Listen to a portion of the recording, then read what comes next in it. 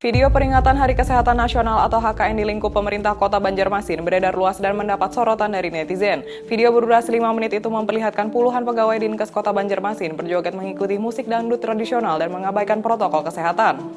Video peringatan Hari Kesehatan Nasional atau HKN di lingkup pemerintah Kota Banjarmasin beredar luas dan mendapat sorotan dari netizen. Video berdurasi 5 menit itu memperlihatkan puluhan pegawai Dinkes Kota Banjarmasin berjoget mengikuti musik dangdut tradisional dan mengabaikan protokol kesehatan. Dari informasi yang diperoleh, peringatan HKN itu digelar pada Sabtu 14 November 2020. Tak sedikit netizen yang memprotes atau mengkritik acara yang melanggar protokol kesehatan di Hari Peringatan tentang Kesehatan Nasional pada video tersebut. Uniknya, video itu justru diunggah sendiri oleh admin akun Instagram resmi Dinas Kesehatan Kota Banjarmasin. Setelah dihujat oleh netizen, tak berapa lama kemudian postingan tersebut dihapus oleh admin Instagram Dinkes Kota Banjarmasin.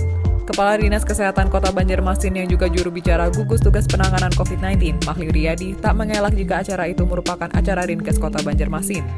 Mahli menyebutkan pihaknya memang merayakan Hari Kesehatan Nasional.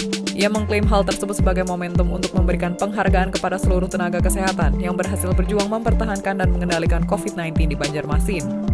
Menurut Mahli, acara joget itu terjadi secara spontanitas saat pembagian door prize atau hadiah kepada para tenaga kesehatan.